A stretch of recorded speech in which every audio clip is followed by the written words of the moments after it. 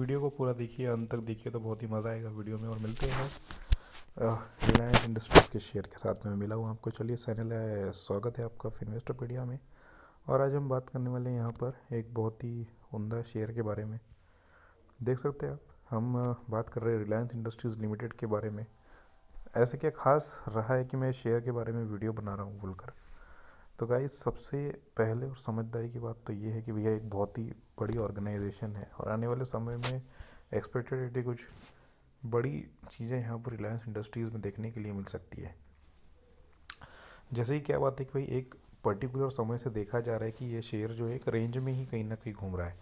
जैसे कि आप देख सकते हैं, हम पिछले कुछ दिनों में, एक महीने में, 5 महीने में, एक महीने में देख सकते हैं 9% है, और 6 महीने में हम देख सकते हैं 15% के आसपास की ग्रोथ इस शेयर में देखी गई है, जो कि बहुत ही अच्छी बात है ना। तो अब हम बात करते गए थोड़ा सा डिटेल में इस शेयर के बारे में कि मार्केट कैपिटलाइजेशन क्या रहा है शेयर का। तो यहाँ पर आगे 19.3 यानी 19.5 19.3 लाख करोड़ रुपये, बहुत ही बड़ा मार्केट कैपिटलाइजेशन है, पहली बात तो गाइस। और दूसरी बात, पी रेशो जो है वो देखिए 27 के आसपास दिख रहा है, यानी कि रिलायंस इंडस्ट्री की अच्छी खासी हाइप भी मेंटेन है। इसका मतलब ये डिविडेंड यील्ड मतलब पॉजिटिव है, 0.32% का है। खेल यहाँ पर है गाइस, ये बहुत ही इंपॉर्टेंट डाटा होता है मेरे हिसाब से। पिछले एक साल में मतलब शेयर कहाँ से कहाँ गया है देखने के लिए। देखिए 2180 यानी ऑलमोस्ट 2200 रुपये के आसपास का जो है यहाँ पर लो बना है, और हाई जो है वो 2900 रुपये के आसपास में। तकरीबन तकरीबन 700 रुपये की जर्नी इस शेयर ने जो है पिछले एक साल के अंदर तय की है। तो ये एक बड़ी बात है। लेकिन गाइस, मैं एक बात ये भी कहना चाहता हूँ कि भाई रिलायंस इंडस्ट्री मतलब समय को समझकर आगे बढ़ने वाली कंपनी है, जिसकी विरासत जो है अभी धीरू भाई अंबानी जी की जो विरासत थी वो आगे चल रही है, और बहुत ही उम्दा तरीके से मैनेज कर रहे हैं उसको मुकेश अंबानी जी। मतलब पता नहीं कैसे, लेकिन बहुत बहुत सही तरीके से, मतलब समय को जिस प्रकार से ये पढ़ते हैं और आगे की सोचते हैं और क्या चीज़ें चलेंगी, कैसे चलेंगी, उसको कैसे चलाना है, हमारा इन्वॉल्वमेंट उसमें क्या होना चाहिए, किस प्रकार से हम डेवलपमेंट को एक नेक्स्ट स्टेज में लेके जा सकते हैं और काम कर सकते हैं और मार्केट में रिलेवेंट बने रह सकते हैं, वो कोई सीखे तो भैया रिलायंस से सीखे।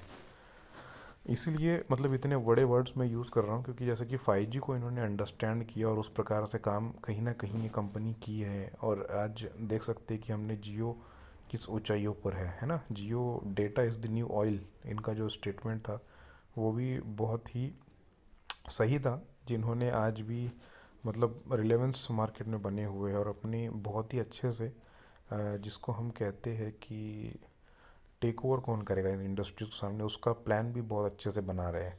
क्या होता है, निवेशकों में हमेशा घबराहट होती है कि भैया चलो इस मालिक ने तो कंपनी को अच्छे से संभाल लिया, इस चेयरमैन ने, डायरेक्टर, लेकिन इसके बाद में कौन आएगा।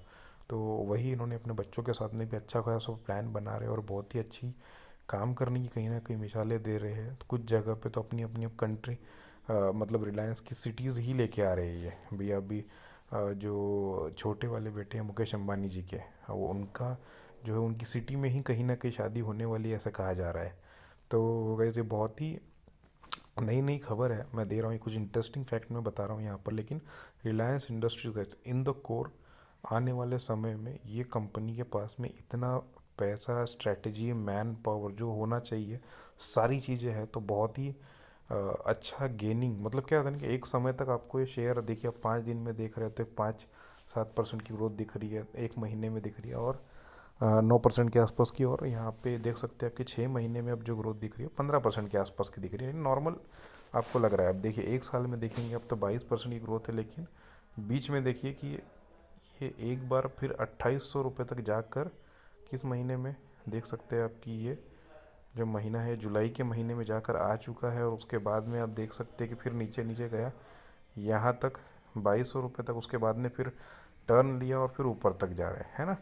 तो ये एक बहुत ही बड़ी बात है कि भैया पिछले एक साल में 2 बार इसने अपने 2800-2900 के लेवल दिखाए हैं।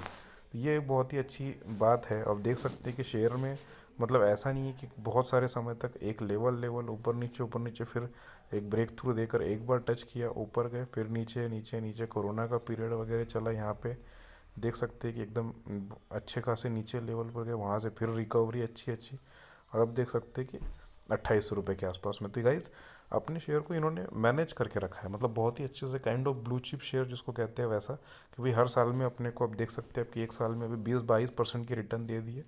ओके है, ऐसे मैनेज करके चलाना है। तो अभी एक लेवल आने की संभावनाएं बन सकती है कि जहाँ पर ये शेयर आपको आने वाले समय में, अभी इसका जो ऑल टाइम हाई अभी हम देख रहे हैं मैक्स के है 2900 के आसपास में ही चल रहा है, तो मैक्स के आसपास में ही है। तो गाइज आने वाले समय में मैं तो ये बात कहूँगा कि आने वाले समय में ये शेयर जो है वो 3500 से 4000 के आसपास में भी देखने की गुंजाइश बिल्कुल बनती है, और बहुत ही अच्छे से मैनेज करके चल रहे हैं अपने आप को। Thank you so much guys इस छोटे से वीडियो में हमारे साथ में बने रहने के लिए, और मिलते हैं अगले वीडियो में। तब तक के लिए अपना बहुत ख्याल रखिए। Thank you so much.